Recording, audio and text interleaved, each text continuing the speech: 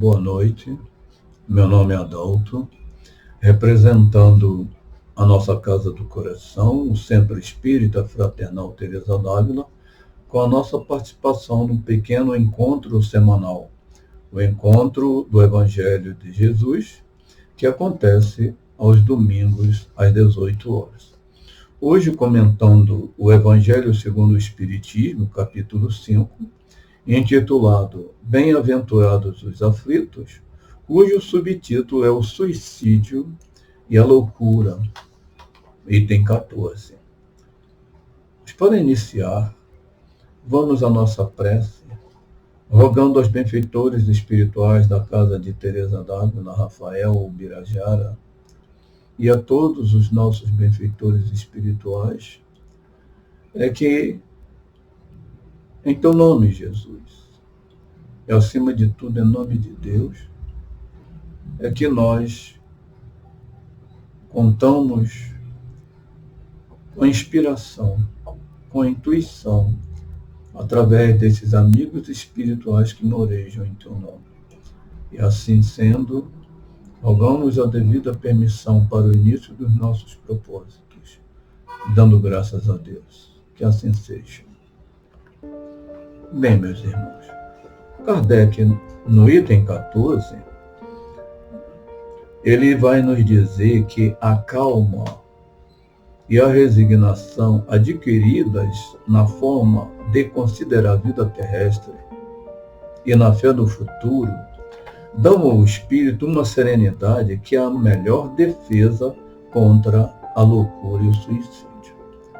Então, felizes de nós que temos essa doutrina maravilhosa e que sabemos que através dela nós temos toda a disponibilidade de ajuda à nossa disposição, desde que façamos por onde merecermos, porque aprendemos que a cada um segundo as suas obras. E nós vamos ver que ele prossegue dizendo o seguinte, que efetivamente é certo que a maioria dos casos de loucura são devidos à comoção produzida pelas adversidades que o homem não tem forças para suportar. Não tem forças por falta de fé. Portanto, se ele, pela maneira com que o Espiritismo faz encarar as coisas deste mundo, recebe com indiferença, até mesmo com alegria, os reveses e as decepções que o deixariam desesperado em outras circunstâncias. É evidente que essa força obtida pela compreensão que o Espiritismo nos dá e que o coloca acima desses acontecimentos, preserva sua razão dos abalos que poderiam perturbá-lo. Claro que a gente sofre. Temos as nossas dificuldades, porque somos humanos, mas com a compreensão, a gente sofre menos. Chegamos ao ponto, muitas vezes, de até agradecermos a Deus pelo sofrimento e que, sem revolta, nós conseguimos superar as adversidades. Mas analisando sobre o suicídio e a loucura, nós recorremos ao nosso irmão Manuel Filomeno de Miranda, no seu livro Nas Fronteiras da Loucura, pela psicografia de Divaldo Pereira Franco, que nos diz no início da sua obra o seguinte, que é muito diáfana a linha divisória entre a sanidade e o desequilíbrio mental. Ou seja, ela é tênue. À medida que nós nos mantemos em equilíbrio, ou buscando esse equilíbrio, a gente vai levando, vai analisando. Mas se não for assim, qualquer perturbação nos joga do outro lado, nos leva ao desespero. E quantos são levados ao suicídio? Quantos são levados à loucura? Justamente é porque não tem um embasamento não têm uma noção do que vem a ser a verdadeira vida. E ele complementa dizendo: transita-se de um para outro lado com relativa facilidade, sem que haja inicialmente uma mudança expressiva no comportamento da criatura. Você olha, a criatura aparentemente está bem. Você está bem? Estou bem. Mas lá dentro, lá no seu interior, ela não está nada bem. Está tentando se controlar o máximo possível. E ele prossegue dizendo: vivendo-se numa sociedade em que as neuroses e as psicoses campeiam desenfreadas, vitimando um número cada vez maior de homens indefesos, as balizas demarcatórias dos distúrbios mentais fazem-se mais amplas. A gente sabe que no dia a dia os acontecimentos vão levando as pessoas justamente ao desespero, principalmente nos últimos anos, né? E nestes últimos dias em que estamos vivendo uma situação pandêmica. E fomos buscar também no livro Boa Nova, de Chico Xavier, no capítulo 8, intitulado Bom Ânimo. E temos que ter bom ânimo. E ele nos diz, da passagem de Jesus, que diz que o Evangelho terá que florescer primeiramente na alma das criaturas, antes de frutificar para o espírito dos povos. Quer dizer, tem que começar dentro de nós. E é de dentro de nós que, mantendo a calma, o equilíbrio, a resignação, nós vamos trazendo também esta paz em nosso derredor. Vamos dando um bom exemplo, né, para que possamos continuar na nossa luta diária. E daqui, de dentro de nós, nossos familiares e a nossa vida de relação onde quer que estejamos. E ele prossegue dizendo: mas venho de meu Pai, cheio de fortaleza e confiança. E a minha mensagem há de proporcionar grande júbilo a quantos a receberem de coração. Então não é só dizer que temos Jesus, temos que recebê-lo de coração, sentir isso dentro de nós, saber que somos amados por Jesus, somos amados por Deus e que os nossos guias espirituais estão aqui trazendo os aconselhamentos para que nós prossigamos. Porque o mundo é um mundo de provas e expiações.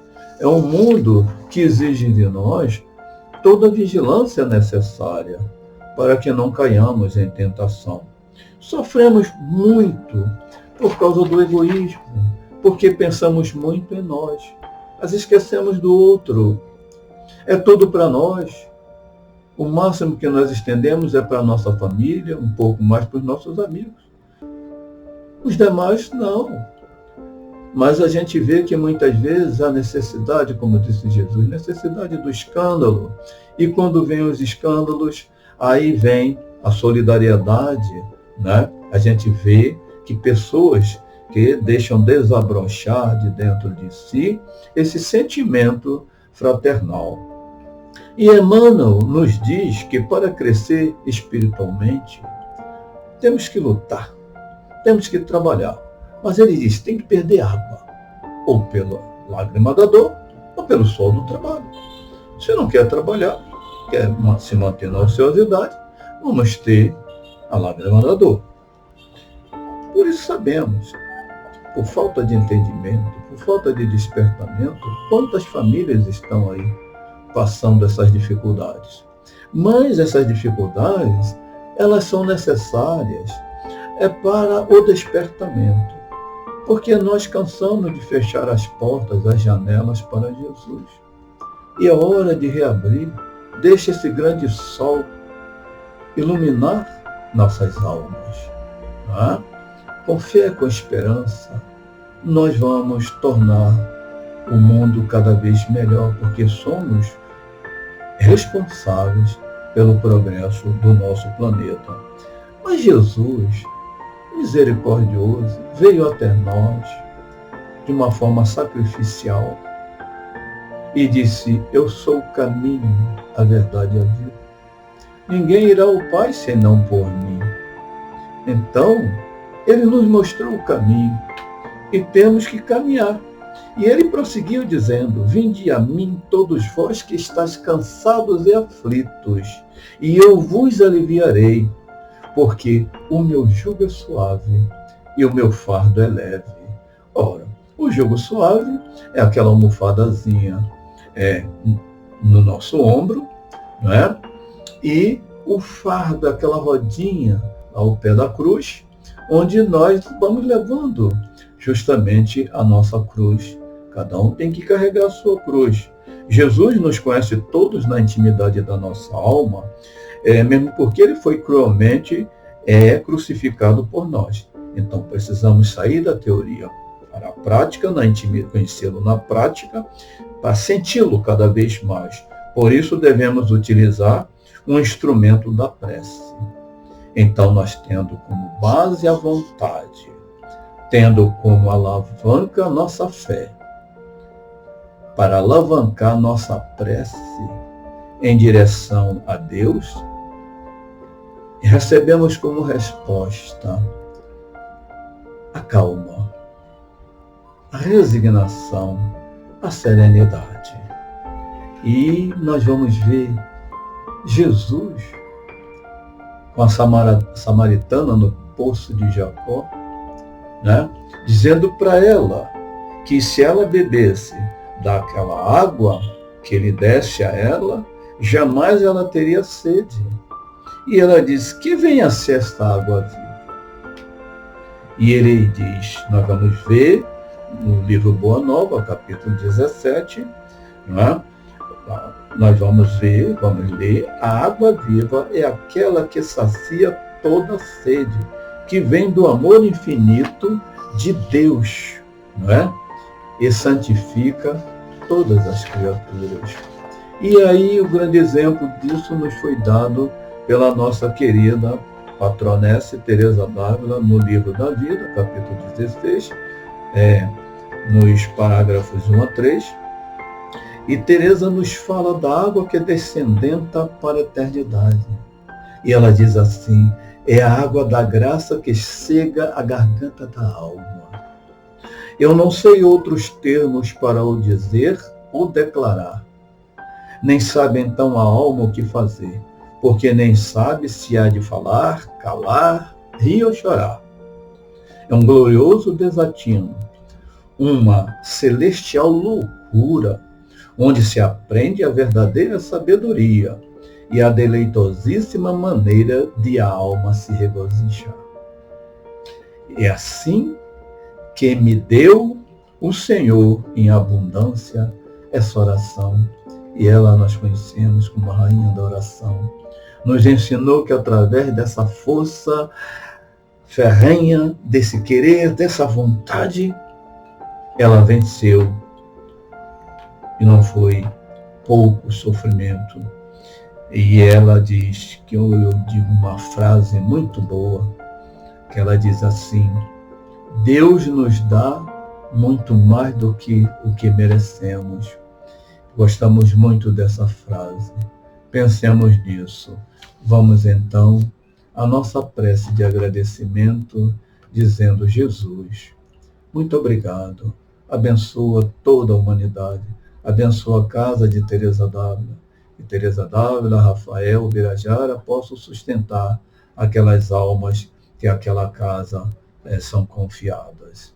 E assim, agradecendo os nossos espíritos guias, rogando que, em nome de Deus, todos nós saibamos aproveitar estas oportunidades. E assim encerramos, dando graças a Deus. Que assim seja. Graças a Deus.